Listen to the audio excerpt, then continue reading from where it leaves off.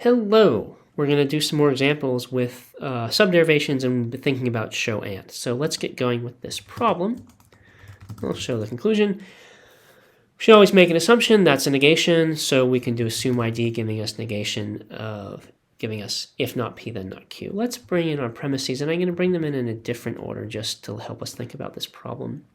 So let's think about this problem for a little bit. This is a weird problem.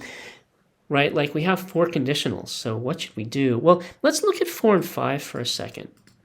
4 and 5 says, well, this says if P is true, then Q is true. And this says if P is true, then Q is false. So how could those both be true? They're kind of weird. Remember, the arrow is a little bit odd. It's not exactly like if-then in English. But we know the only way that these two arrow sentences could be true is if P is false, right? These require P to be false. Yes? Those are both true. Well, it's not possible for Q and not Q to be true, so P has got to be false.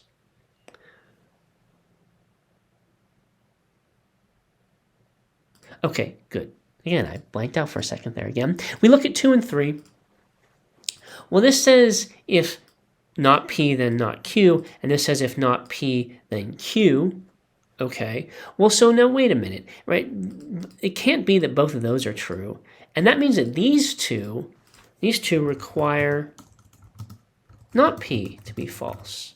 And that means that actually they require, when is not P false? When P is true. So these require not P to be false, which means they require P to be true. These, on the other hand, require P to be false. Well, so that means these can't all be true, right? These require P to be true. These require P to be false. And that can't happen. We can't have all of those. And that means that actually these four are contradictory. They cannot all be true. And that's why if 3 of them are true, then the 4th one has to be false. And that's why this is a valid argument. These two require P to be true. These two require P to be false. That can't happen. It's not possible for all 4 of these to be true. And so if 3 of them are true, then the last one has to be false. Valid argument.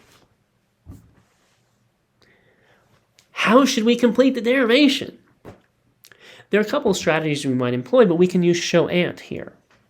You can say, look, I have a bunch of conditionals. I can't do anything with them. Well, let me try to show the antecedent of one of them.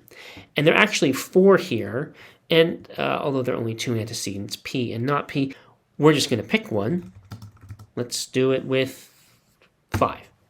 Okay, because we don't know. So we're going to say assume ID.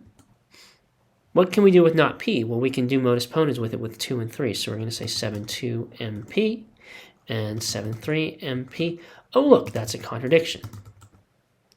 Okay, well, now what can we do with P? Well, we can use it with 4 and 5. 5, 6 modus ponens and 4, 6 modus ponens. And oh, look, there's a contradiction. We're done. Wow. So this is a way of drawing out, actually, the reasoning that I was going through before. We say, well, look, suppose all of these are all true. Well, let's see if could P be true. Well, actually, so we're saying, well, not P couldn't be true, because if it were, then Q and not Q would both be true. So P must be true, right? Not P can't be true because it gives us both not Q and Q. So not P can't be true, therefore P's got to be true. But wait a minute, if P is true, then both of those are true. Okay, then there's a contradiction here. These can't all be true.